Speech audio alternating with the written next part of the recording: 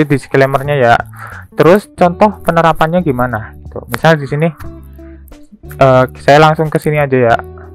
Di sini ada variabel namanya usia, di mana usianya 54. Nah, setelah mengeksekusi ini, berarti kan kita masuk ke sini. Nah, ketika kondisi if, apakah usianya lebih dari 40? Kita kan tadi kondisinya kan 54. Dan apakah usianya itu lebih dari 40? Oh, ternyata bener nih teman-teman, kan kita punyanya 54 nih. 54 kan lebih dari 40. Maka dia akan mengeksekusi yang ini, yang print usianya dewasa. Tapi kalau nanti saya ubah nih nilainya bukan 54, misal 24 gitu. Apakah 24 itu lebih dari 40? Ini salah ya, salah pasti. Ketika salah, dia nggak bakalan mengeksekusi ini, tapi dia bakalan lanjut ke sini ya.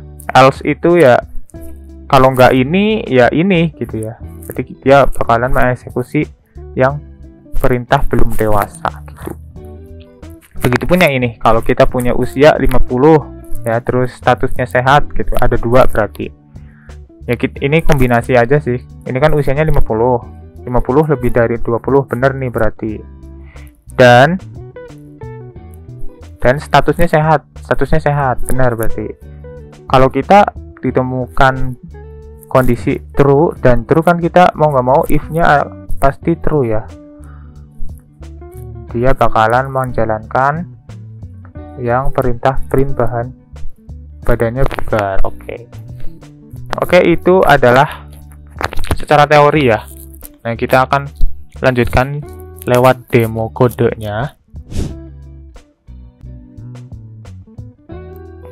Oke, ini saya bukanya pakai Google Colab. Jadi kalau teman-teman pakai VS Code juga nggak masalah, tapi harus biasain juga untuk buat file baru ya, new file, terus di rename pertemuan berapa, materinya apa gitu. Nah, saya juga encourage teman-teman buat nulis semua kodenya ya, biar materinya juga bisa lebih masuk dan bisa ngerasain bagaimana feel ngodingnya gitu.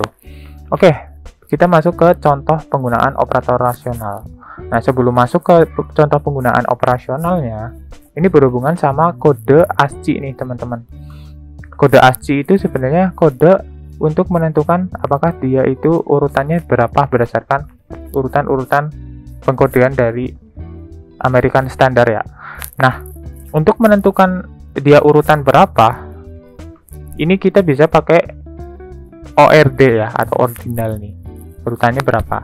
Nah, kalau kita punya A besar dan A kecil, itu ternyata beda nih teman-teman didefinisikannya, karena ternyata nilai ASCII itu nanti akan direpresentasikan sebagai bilangan bit ya, nanti agar bisa diterjemahkan oleh komputer juga nih.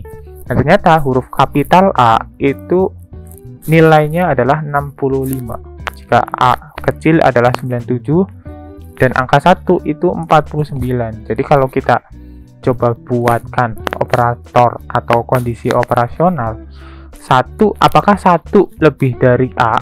Nah, karena 1 itu direpresentasikan nilai ASCII-nya itu 49 dan A kecil itu adalah 97, maka kira-kira jawabannya apa nih teman-teman yang operasi ini? Apakah 1 lebih dari A?